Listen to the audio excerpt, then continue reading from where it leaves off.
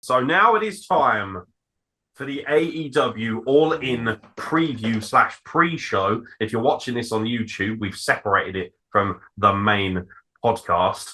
What I should have done actually is thrown out a fucking outro in it. Fuck it. What I do is we'll leave it in the main podcast, so anyone watching is like, cool, but I'll also have it on the YouTube channel. So, Anton Green, are you ready to break down AEW All In, as both of us will be in attendance, as will pretty much every wrestling fan in Britain by the looks of it? Let's go.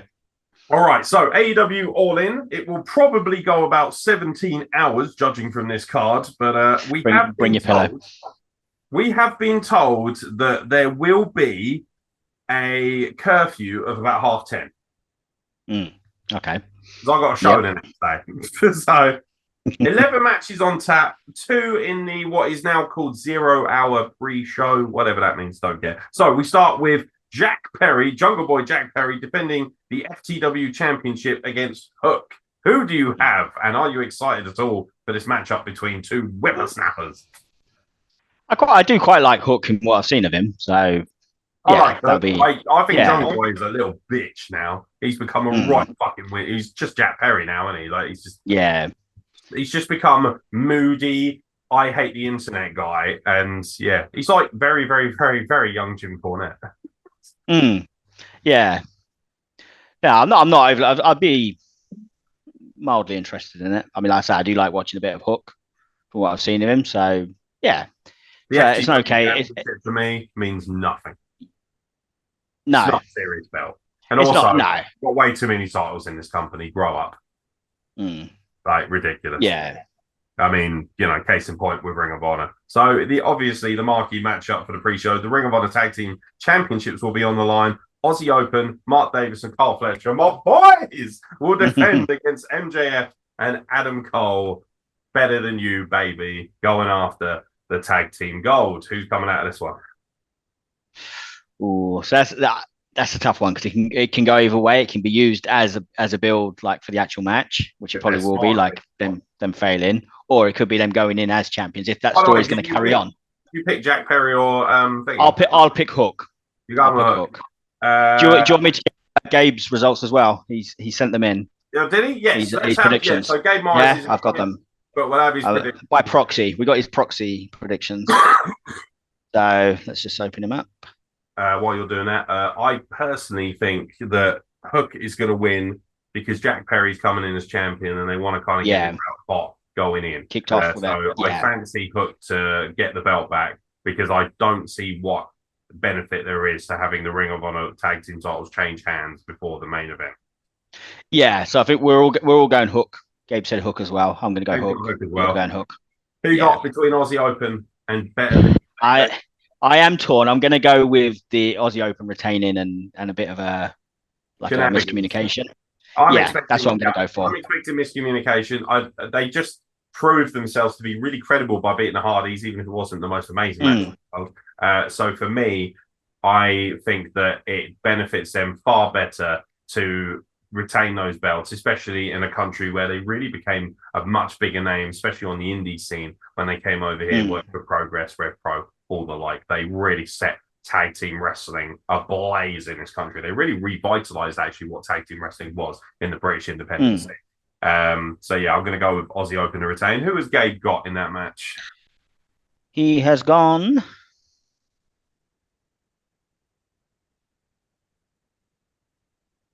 I think he's given. He hasn't given. He has not given. No, he hasn't given anything. He has. He's gone Aussie Open. He put them on a separate line.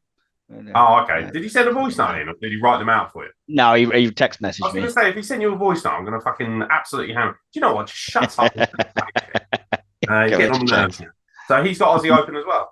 We've all got Aussie Open so far. All right, so far, it's going to be a very boring predictions. So, for the show proper, FTR defend the World Tag Team Championships against the Young Bucks, Nick and Matt Jackson. Excited? For FTR, yeah. I mean, and it's, it's going to be like there's going to be tons and tons of moves. They're going to go all out. pun I think intended on it's FTR all are in. going to temper a bit of the Young Bucks. And that's what I feel like. Yeah, I think they can keep They'll some of make that sort this of match far better because they won't let them go too easy. Like, let's have, especially with Terry Funk just passing, let's fucking go back to that old school as well. Because FTR are very much born out of that, that kind of Midnight Express kind of vibe, Rock and Roll Express kind of deal. So for them, it's like, they're bringing back the true validity of tag team wrestling. Yeah, and the thing I like about, like you say, they do the spots and stuff, but they make it look like it's not so choreographed. No, but they'll walk into it like they're actually trying to wrestle. They'll actually make the spots look more plausible at times. So I think from that perspective, I think this match will be fucking excellent. I think it'd be good. Yeah, I'm looking forward to it. I mean, I'm a big FTR fan. This should theoretically be the best match of the night from a wrestling standpoint. Yeah. Although I think MJF and Adam Cole might end up being better than this when they face Aussie Open. Wouldn't surprise me. Who you got? Yeah. Retaining or tag team champions? I'm taking a risk. I'm going retaining for FTR. Is that a risk, do you think? Wow. I would probably. How long have they had the belts for? It's been a while, isn't it? Young Bucks not. And also, we have the issue with Cash Wheeler, don't we? Yeah. Which makes me. I do feel like, I'm going a little bit of a limb with this one. Yeah. I feel like I'm being a smart. I hate it. I fucking hate this, but I think the Young Bucks are going to win them. I absolutely detest the idea. I think that FTR should be tag team champions forever. I don't think they're putting it back on the Young Bucks, by the way, helps the company whatsoever. Have you noticed how the Young Bucks never dropped to FTR, by the way? I wasn't watching them the original time they won the belts. How convenient. Told you, I got into it around the CM Punk. There seems to be a lot of transitional nonsense. I just think so. They just they've never done this rivalry properly. By the way, this show has the worst build ever. I'm sorry, but it fucking does. There's been no build to this show whatsoever. It's been dreadful. A lot of people are calling it a glorified health show. And I tell you what, if all the champions retain, that would certainly suggest. Do you feel like that? I mean, I feel like I'm being the AEW defender today, but I feel like they does feel like they're trying to put what, from their perspective, is their biggest matches on this show, like FTR and Young Bucks. But they don't need. So, would you have been invested in Austin and Rock at WrestleMania 17 if they started the build for it a week before? No, and but I'm not saying that MJF and Adam Cole has had that, by the way. That's the only one that's had a good build. Yeah, and the fact that they're putting that on in their main event. Doesn't it say a lot, though, I mean, Aussie Open versus MJF and Adam Cole? Because people are more engaged with that than they are the majority of the mid-cards. And that's just a throwaway tag match that's been announced. It doesn't feel so big for me, but I feel like for their promotion, in a way, this is one of the biggest, from their perspective, I think they see that as one of the biggest tag matches they can do. That's their biggest tag match, like the Young Bucks and FTR. We don't feel it. Why didn't they build to it properly?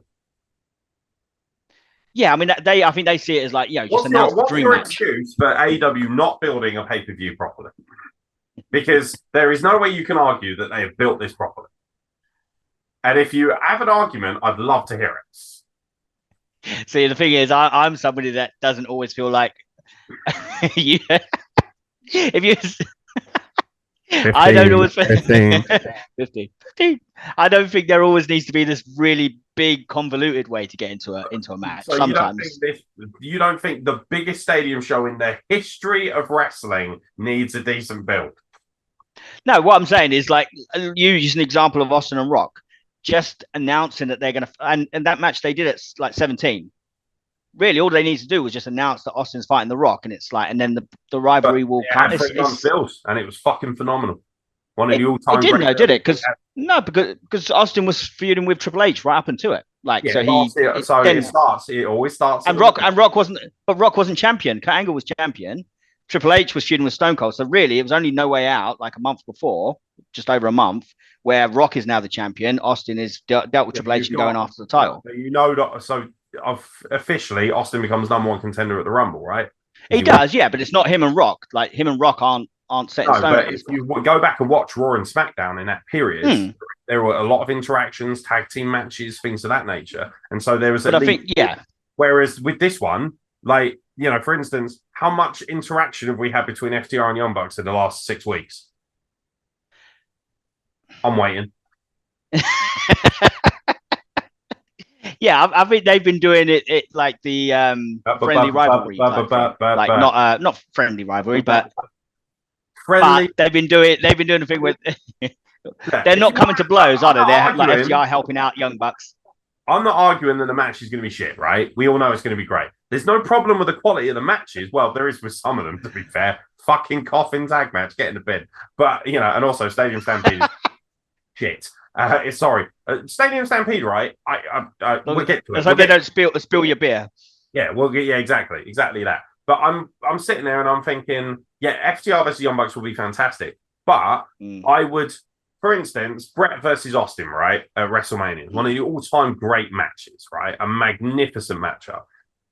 That would not have meant nearly as much if there hadn't been such a ferocious attitude building up to that match between the two men. You would have still said, great match, but would you really have appreciated the storyline, the double swerve and all that if you hadn't had some build? No. No, I give you that. So for me, and this is AEW's biggest problem as a company, they have no problem putting on great matches. Nobody's arguing that. But most of these matches are so throwaway. And that's, again, a very WCW-like mentality. And, you're talking... I think the build... You were talking about earlier, WCW, they stockpile talent and all this sort of stuff. I'm seeing AEW make all the same mistakes that WCW made. Not all the great things WCW did. I think the thing with the build is they've started it late. So, they haven't got... because even like CM Punk and Samoa Joe... I'm saying, I get what you're saying. By the way, they have All Out the weekend after this one. Yeah. So All Out has no build at all. I know. I give you that. I think they have been building, but they've done it too. Like it's almost like they just decided. You'd be on this podcast with your massive dick, Mr. Clean, and you'd be smacking him. No.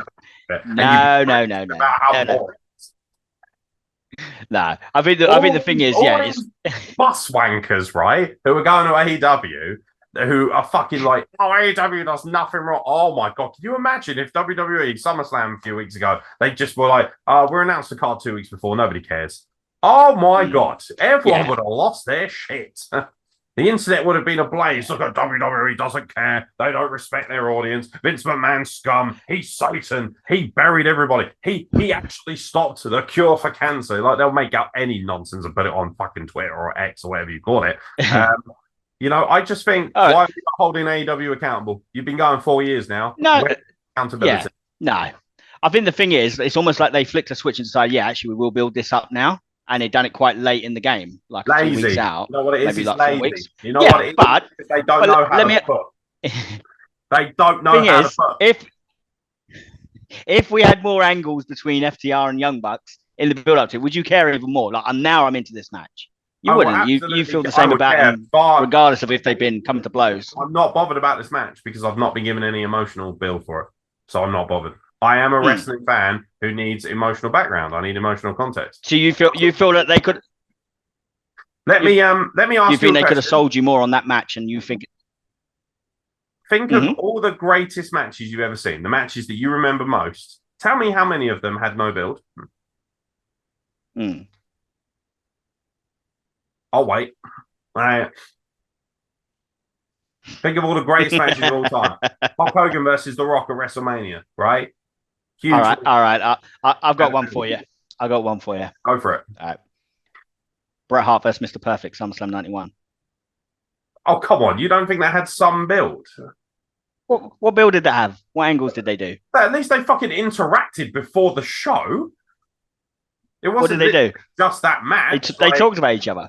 There was no angles. There was no angles between them. Also, what year? On TV. What year was that? 91.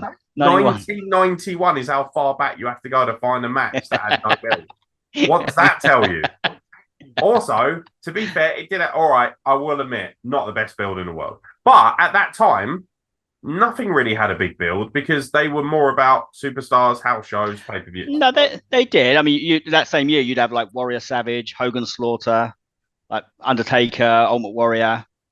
They were like angles and build up. Bret Hart and Mr. Perfect was they're just going to wrestle for the Intercontinental Belt. No interaction between, no attacks, no like brawling. Literally, it's a match for the Intercontinental Belt. Because neither guy was particularly amazing at promos.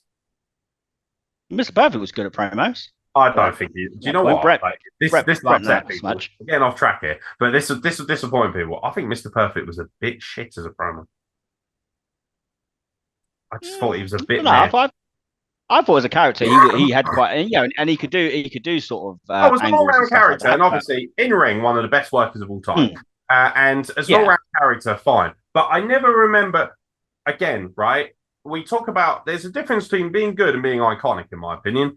And I don't remember an iconic Mr. Perfect promo. Like what's it was of that generation though.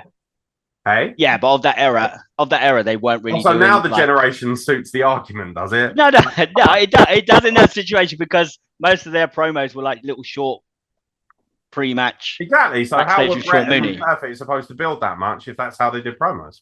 But Warrior and Jake, not Warrior Jake, sorry, Warrior and Savage, Jake and Rick Martel, they all had angles Warrior and stuff to set up their matches. Had a crap build. Are you seriously suggesting Warrior? It had a build. What? Randy Savage, WrestleMania 7. Randy Savage versus Warrior was a terrible build. It was a bit. He cost him the championship. He had Sherry like questioning his manhood. All of that stuff. The attacks. Randy Savage was always attacking him like a madman. That's a build. Whether it was a build up. Hulk Hogan and Sergeant Slaughter. Hulk Hogan fighting for America. Sergeant Slaughter chucking fire in his face. Is Rick Martel versus Jake Roberts. Yeah, arrogance in the eyes. Jake's blind. There was everywhere around you was build up like promos, but it weren't always like actual interviews and stuff. It was attacks. Undertaker putting on Warrior in the coffin. Brett and Mr. Perfect let the side down by not having a good build. But it didn't need to. It didn't matter. It looked at as one of the classics. It went down. What you're saying is this. So this entire. You told me. You put me on the spot to find a match that I could actually say didn't need a build. We've had to go back to 91 to get a match that didn't have a decent build. On the spot, hey, give me credit, because they would. I know, fair play. You have answered the question, so I do appreciate that. I won't bury you like Gabe tries. At the same time, I think it screams volumes about my argument that build. Matches. I agree. I give it to you, and that's what I'm saying. Like I feel like they've started late. It's like they've almost decided we want to start building the show now. But it's a bit late to really make it feel like they've put everything into. Yeah. You know what? I find it kind of offensive that they've said, "Oh, we don't give a shit." Like, so I think it's and the fans have even said, haven't they? Oh, it doesn't matter because they've sold this many tickets. It still matters. That's like saying, like McDonald's. It does, and makes billions. It doesn't mean that their food's the best, does it? I think that's the thing. It almost feels like they decided originally they're just going to go. They don't need to really big it up. We are going to sell it well, and then they decide no, we should still put our best foot forward. It's come late. That's going to damage the back end because what people remember. And the thing is, they're still on pay-per-view. So really, they should be building up for that perspective to make it a big deal. Thing of last time I checked, they were a episodic television program. So by not building at all, what you're essentially saying is you don't have to watch any of our TV then. So they're hurting themselves anyway, which kind of proves and also gives me more validity not to watch Dynamite because it's fucking terrible. But that's neither here nor there. By the way, you excited about Collision, the big match they've announced for Collision, the old big superstar tag team match? Oh, it's the 8-man.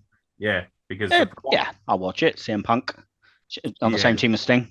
You got a big thing for CM Punk, haven't you? You got a big thing for the boy. So I do. No, I got.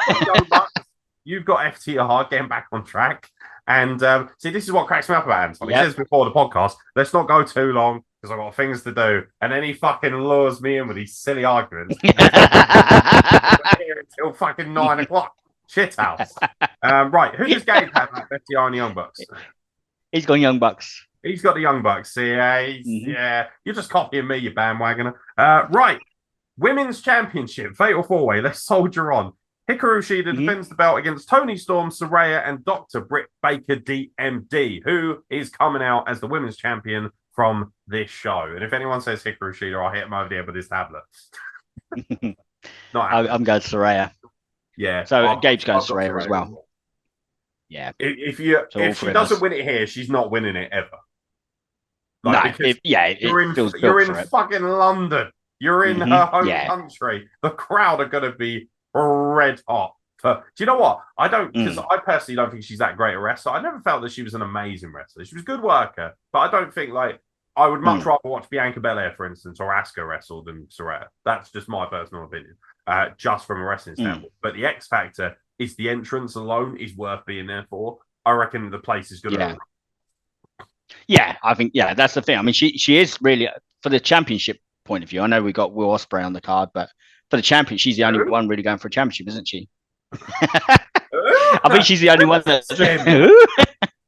Never heard of it. You know what, Will? Shut your mouth and collect your paycheck. No, I'm kidding. I gotta be honest. Yeah, so we got some homegrown stars, but she's the only one fighting for a belt, so I'd say I'm really excited to see Toni Storm more than anybody, and the reason for that is because she's another one that I used to do ring crew for shows with, and she really plied her trade over as well, and I just love Toni Storm. She's a wonderful human being. She's a lovely girl. I really want her to stand out here. I don't dislike any of the women in this match, to be fair. I actually think Shida's a really good worker. And people can slag off Shida because she doesn't have much of a character other than... but she's incredibly racist, and I apologize if people think that's racist. But it's not meant to be. But the gimmick is literally, look at me, I'm a samurai, right? So... but the thing is, she always steps in and helps out a company and does a fucking job when, let's be honest, the women's division has been, for the most part, trash. Oh, by the way, where are all these hardcore AEW fans going, yeah, we respect women's wrestling. Oh, yeah, we've got it. Yeah, because this fucking card is brimming with women's wrestling. Oh, wait, one fucking match out of 11. Oh, gosh, that's true, isn't it? Yeah. And also, if AEW has such a great women's card, why have they struggled to have more than one match? WWE has 2 to 3 women's matches on every pay-per-view now. What's your excuse? Where are you know what? Mental gymnastics. I'm just telling you the facts. One women's match out of 11.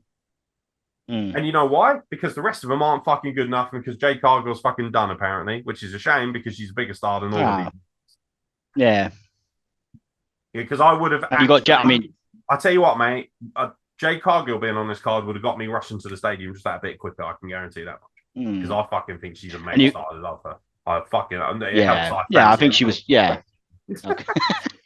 You have Jamie Hayter as well. She's injured, isn't she? She's Jamie Hayter would have got me. So she might make an appearance at the end, perhaps. So here's my that's my prediction. I've got Saraya winning. Jamie Hayter comes out, squares off with her, and says, "Me and you for this belt," and then hopefully later down the line.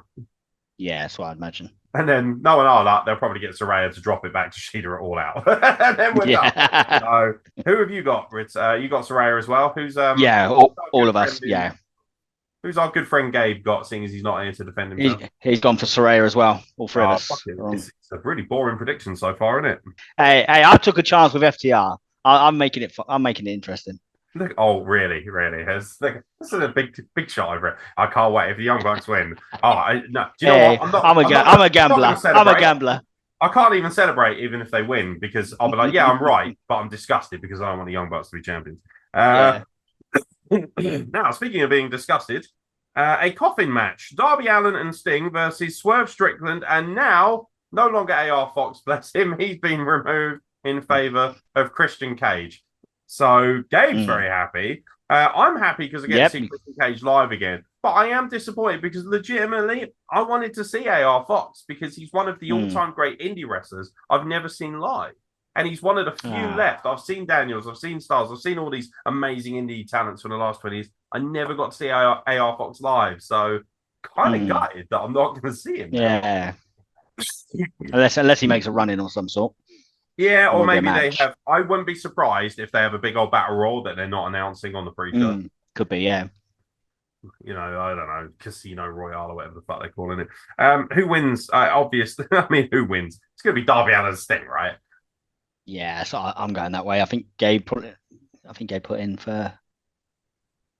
Yeah, Gabe's gone Sting and Darby as well. And that's who you got, yeah.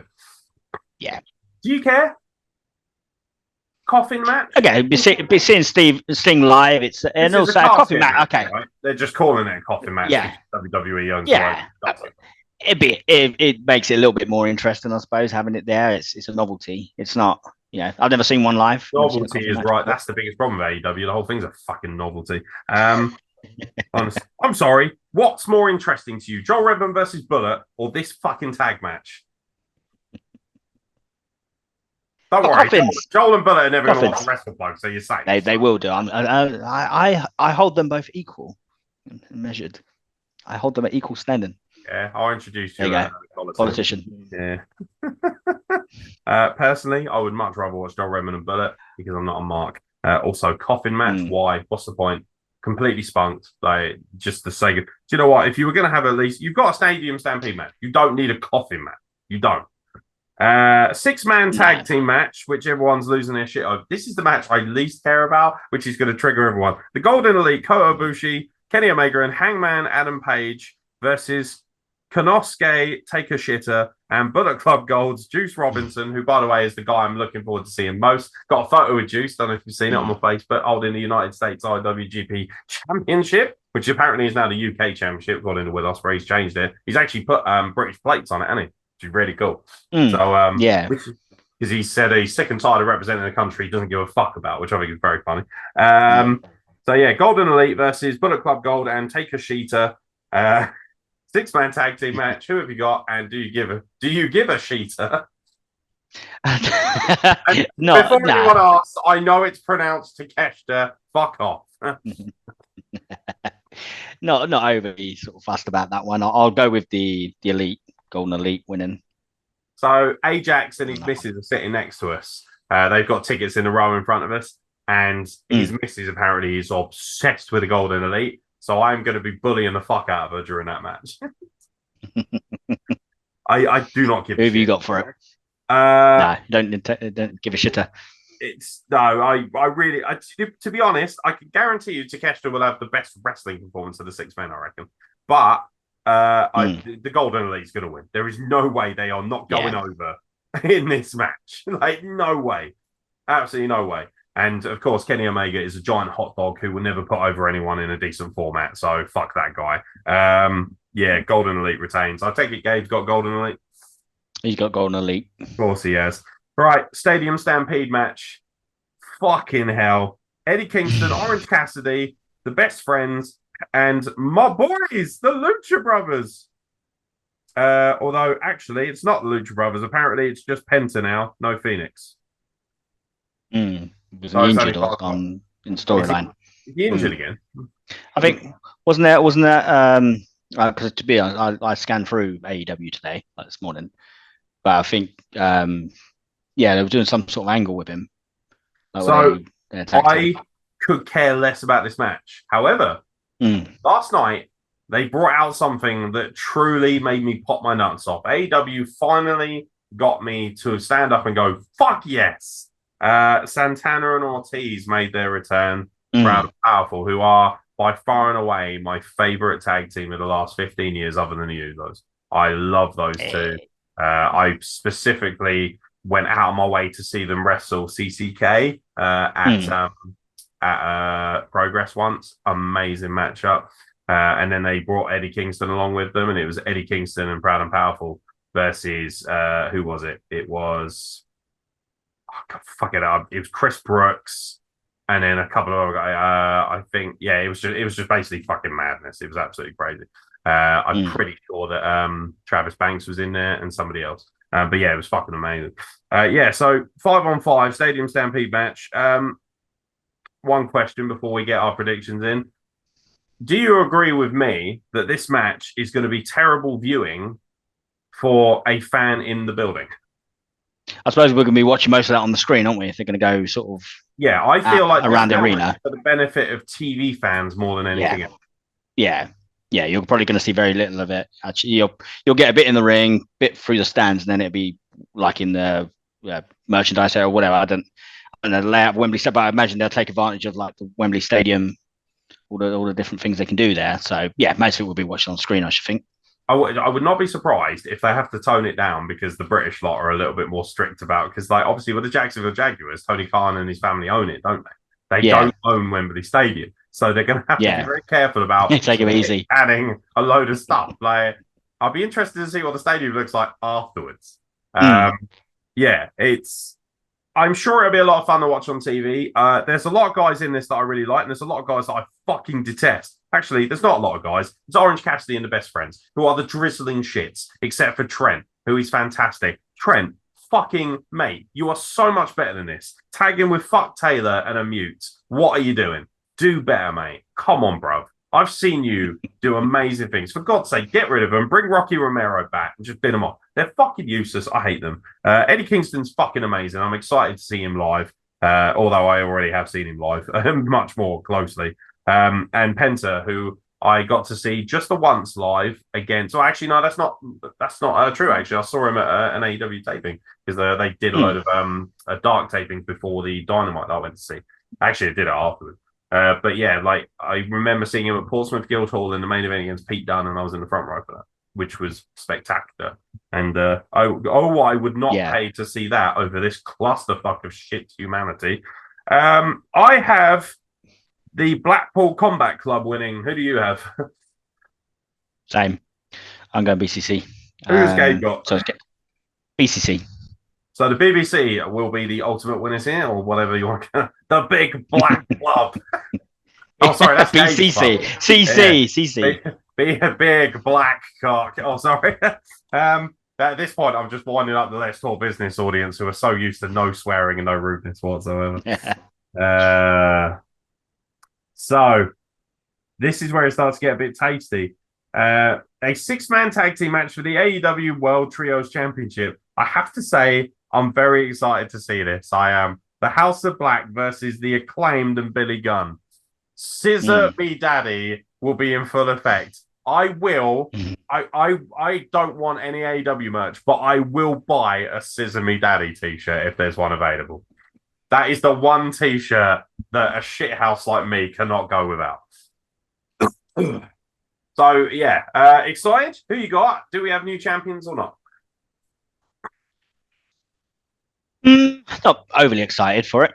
I think we see this match before as well, didn't we? They did. You know why you're not excited for it? Because these guys actually are stars, unlike a lot of these marks. You're used to watching. Like FTR, yeah. Rubbish, don't you, Anton? You enjoy like FTR. Rubbish, no build, and you're finally given Aleister Black and Buddy Murphy. And I think it'd be a decent. Yeah, I think it'd be a decent match. The match would be decent. 90-year-old Billy Gunn wrestle. What more could you? And we get to see the rap on the way to the ring. I've never ever seen Billy Gunn wrestle. It's kind of weird. Like he's one of the action era guys that I remember so much. So it's kind of cool. It'd be nice. Yeah, it'd be good from that perspective. I think it's exciting. I really like Aleister Black, or Malachi Black as he's called here. Like, yeah, I do. Yeah, I do actually like him. Talk about dropping the ball with somebody, by the way. Malachi Black, come on, bro. He should have been world champion by now in this company. He's prepped and ready for it, especially with the guys behind him. And also shout out to Buddy Matthews because he gets to bang Rhea Ripley on a regular basis. You shit house. Yeah, who you got? I'm gonna fucking stick my neck out here. It's a dangerous pair. I'm gonna say the Acclaimed and Billy Gunn are the trios champions. That's what we've got. I've got that as well, and Gabe's gone for that. You fucking assholes. We're all got a neck out. I'm in here. They're definitely gonna pick House of Black. I fancy a new champion here. All right, fair enough. So there goes that. All right, now the meat of the matter, the 3 matches that no doubt I would imagine you and me would probably enjoy most if we were pushed into a mark zone. Will Ospreay with Don Callis in his corner. No idea why he needs somebody who's allegedly a sex offender in his corner, but here we are. Versus Chris Jericho. Kind of torn on who will win. I know who I want to win. Yeah, Chris Jericho. Fuck you. What can I say about that? Do you know what? Chris Jericho, for the longest time, one of my favorite all-time wrestlers. And Chris Jericho, to this day, still very influential in the build and the growth and the evolution of what professional wrestling is. I have a lot of respect for Chris Jericho as a wrestler. As a person, I think he's a fucking tool.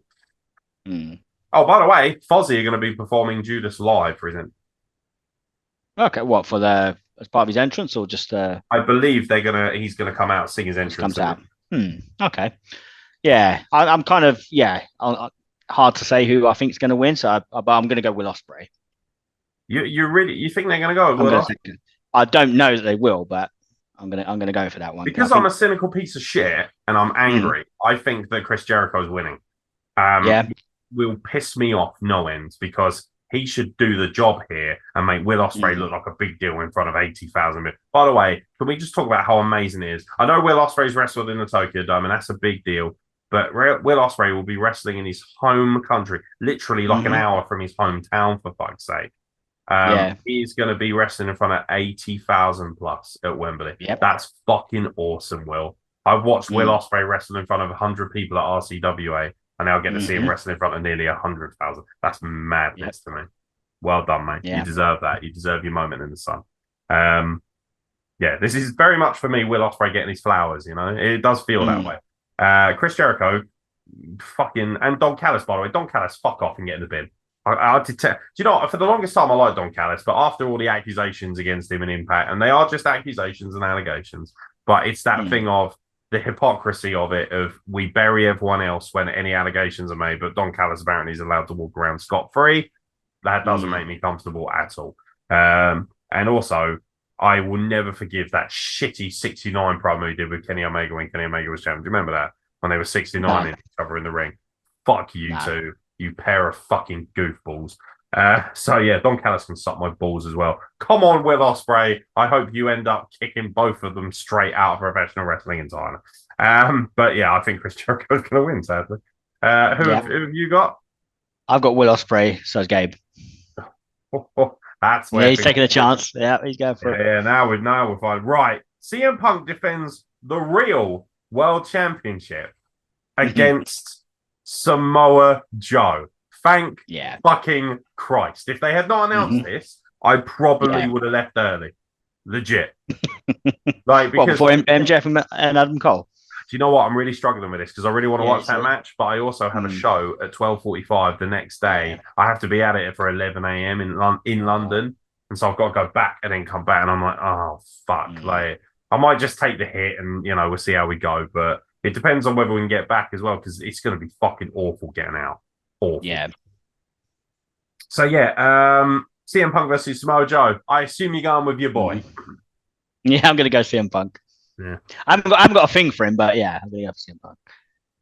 So, did you say you haven't got a thing for CM Punk? Nah, because you are lying through your back teeth. That is bullshit. Whenever CM Punk is mentioned, his voice goes out a couple of octaves. He starts sweating. He's excited, man. He can't wait. CM. Hey, I've got no problem with that because you know what, CM Punk, I like him for the one reason. Yeah, he tells the truth, and that's something that upsets a lot of people. And I enjoy people who talk the truth. I would really like to see Samoa Joe win, but he's not going to, is he?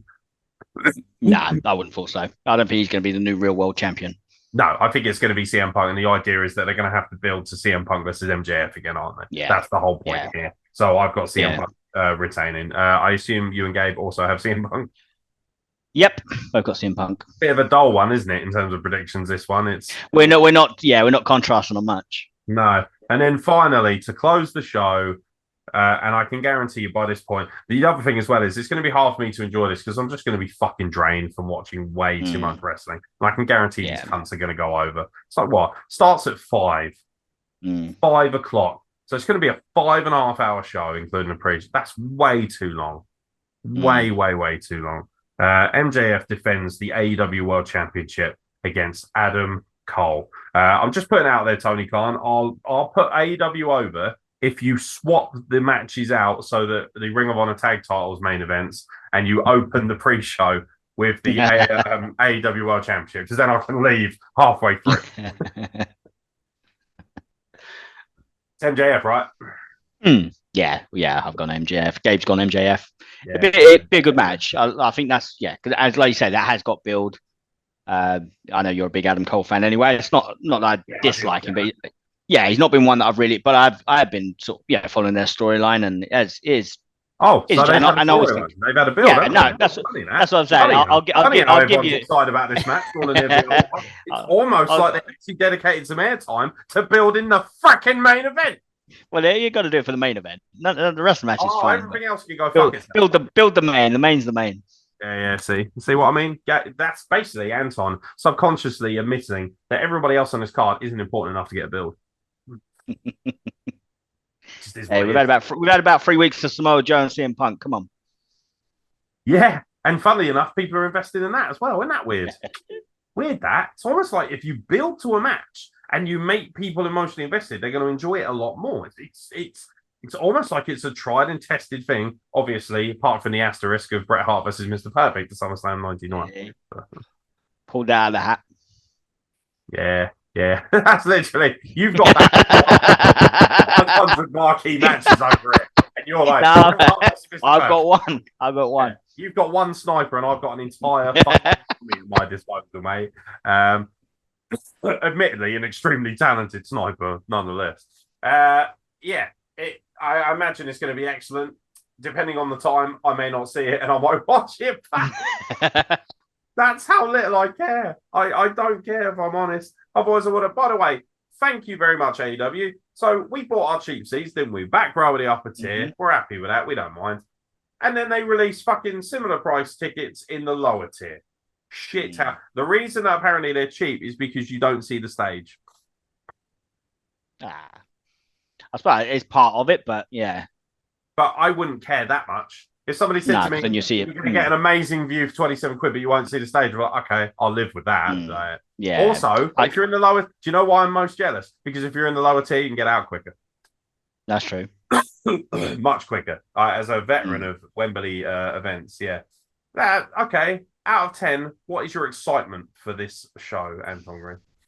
A big part of it is the fact that I've never been to Wembley Stadium before. I've never actually gone to any, this is like the first non-British wrestling show, like as in British wrestling promotion show that I've actually been to. So, yeah, and I'm hanging out with you and Gabe and, whoever else we crash into at the show. So, yeah, I'm up for it. I mean, not specifically like this is the wrestling show I've been dreaming of going to watch, that kind of thing. But there's enough good stuff on there, enough people that I am like thinking, yeah, it's going to be nice to see them live, to see Sting, MJF, FTR, people like that, to actually see in person rather than watch on TV. So I'll give it an 8. My excitement level is up to 8. 4. Hold on that. 4? What about 8? I'm there. Gabe's there. Literally, like I've dedicated 4 whole points to you. It was minus originally. It was minus at first. You know what's really sad? I think I'd probably be more excited if I wasn't doing 3 shows around this. Yeah, I think that's fair. You're feeling a bit of burnout. Yeah, I am struggling a little bit. Yeah, because I've got BCD, which I'm emceeing and fucking doing videography for the night before. Then I'm driving back. I'm getting home at like 2 or 3 in the morning, and then I've got like I'm going to be on 4 or 5 hours sleep doing commentary for Coliseum, which by the way I'm so excited for. A massive card. It's a big deal for me being a big personality of that show, and then racing to Wembley. Now we should get there just about on time, but the problem I'm hoping by that point everyone's in, so it's easy to get in. That's what I'm really banking my hopes on, and then it's like that thing of like okay, and hopefully. I have a sneaking suspicion they're going to open with MJF and Adam Cole, which is going to be frustrating if I miss that because I really want to see Aussie open. So, hopefully we'll be able to get in our seats for that. But at the same time, I am obliged to do my job first at Coliseum. And then obviously the next day, I'm doing the Hooked on Wrestling show at the Dome. So I'm back in London. It's like, I feel like I might have bitten off more than I can chew. Honestly, it sounds horrible to say. If you guys weren't going, I probably wouldn't go. I'd probably just give my ticket to somebody else. I'd say, hey, I've got a free ticket. Somebody have it. And I would just fucking go home and chill out and maybe, have a few drinks in London and then go home and watch it on TV or something. Because I'm not that bothered. I'm really not. It's a shame as well because there's a lot of elements there I'm excited to see. I'm excited to see Christian live. Can't wait to see Will, Aussie Open, MJF, Adam Cole, CM Punk, House of Black, loads of good things there. The Acclaimed as well. But again, the lack of build has really hurt me as well because I'm just not emotionally invested. It's almost like it doesn't feel like a big It feels like they've written up a dream card, but they haven't bothered to put any effort into making me like, yeah, that's great. But it's almost like when you play a WWE video game and you just have all your matches right there and you just play them immediately because you want to see what they look like as dream matches. It's like, yeah, there's a fun element to it. But think if they'd sort of, given us like a, 2 months of just beautiful storytelling and energy and just really built to it. But of course they can't do that because Tony Khan is the shittest booker in professional wrestling. So there you go. It is what it is. It's difficult not to be a little bit kind of like meh But you never know. I might surprise him. I think they'll win you around. You'll come around on the day. You'll come around. When you're there, you'll come around to it. What are you, Tony Khan spokesman? Yes. It's my mission. It's my mission to make sure you enjoy it. I was gonna say, where's this fucking retainer? Like, I've got car bills to pay for, man. So if you wanna, just a few hundred would help me out tremendously, bro. No wonder he's having expensive, lavish meals with his better half. Shit house. But yeah, not much else to really cover. So those are our predictions, ladies and gentlemen. If you're watching this, we're going to drop this on Saturday, the predictions part of it. Drop it in the comments. I really want to hear who you think is going to win, and also any opinions on the show itself. And do you think that it's had a shit build? Do you think it's had a good build? Do you think I'm being unfair? Do you think Anton's right? Which is very rare, but you never know. Me and Gabe are like two peas in a pod, isn't it? It's quite terrifying. But he's wrong as well. So yeah, let's see what happens. And by the way, because 15. Because Gabe's not here, there will be no forfeits, you lazy shit house. So I don't. Yeah. Go away again. Do you want forfeits in place, Anton? No, yeah, because Gabe's not here. I don't think we should do forfeit, should we? Yeah. 15. So do you know what, Anton? Just collect your paycheck and shut up. It's we should all be doing that. Bottom line is it will be a banger weekend of wrestling. For anyone who's interested, there are so many good shows going on. We're dropping the podcast Friday morning. So if you want to listen to it audio on WrestlePlug at least, I don't know when Anton will drop it. But basically I'll be dropping this Friday. There's loads of good shows on Progress. Rev Pro at the Copper Box, by the way, that's going to be fantastic. There's a lot of really big shows going on. Charles Samuel's going off the Cruiserweight Championship. That guy has dropped to 205 pounds so that he can wrestle for the Cruiserweight title. That's fucking cool, man. I'm really stoked for him. He's going to wrestle Conor Mills. That's going to be sick. There's a lot of great wrestling going on. Coliseum's on early. For anyone who does want to go to Coliseum, if you use the code FF20, you will get 20% off your ticket. So if Anton and Gabe haven't bought their tickets yet, I suggest you do so because you won't be able to use that discount code on the door. So get in there. I'll make sure I clarify that. But yeah, basically there is a discount code if you want 20% off. It starts at 1:00 and the first half main event will be Joel Redman versus Bullet. The second half main event will be Warren Banks versus Jack Selstrom. Two absolutely whopper matchups in British professional wrestling. And that's before we even get to the fact that we're also going to have some of the best women's wrestlers in the house. And also the 87 are going to be in the house as well in tag team action once again. So check that out. Have a good time, whatever you're doing. If you're going to Wembley, have a great time. Be safe. I would highly recommend, we won't be doing this, but I highly recommend getting there nice and early. Get in there, have a bit of fun, go and have some drink. By the way, don't buy food and drink in the stadium unless you are extremely rich and also really shit food because it is dreadful. I cannot overstate that. It is dreadful, honestly. I'm looking forward to Anton's face when he's standing in the queue, which probably will not happen. And the thing is, right, if we don't eat, we're going to be extremely moody. And I'm going to be extremely fucking angry because I'm busy. I really feel sorry for whatever poor bastard is sat next to us. Ajax and his missus, probably. Oh, by the way, I'm calling dibs on one of the aisle seats with the leg room. And if someone's got a problem with it, I will happily strip down and fight you naked, covered in oil for it. I am ready. The new main event for All In. Yeah, me and Gabe. Open challenge. Yeah, me, Gabe, and Anton, triple threat match. For the right to sit in the aisles. But yeah, we'll be in the back row. So come and say hello if you want or don't. I don't really give a shit. Anton Green, thank you very much for joining me on the WrestlePlug X Let's Talk Business podcast.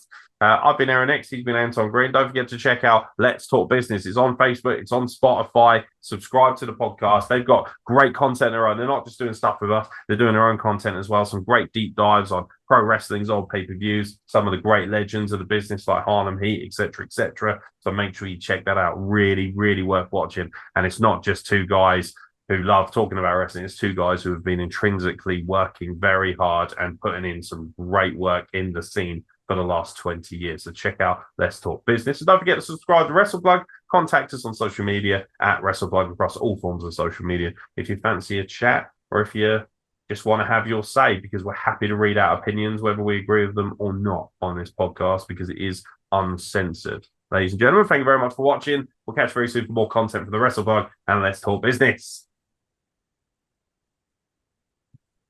Fucking 15. 50.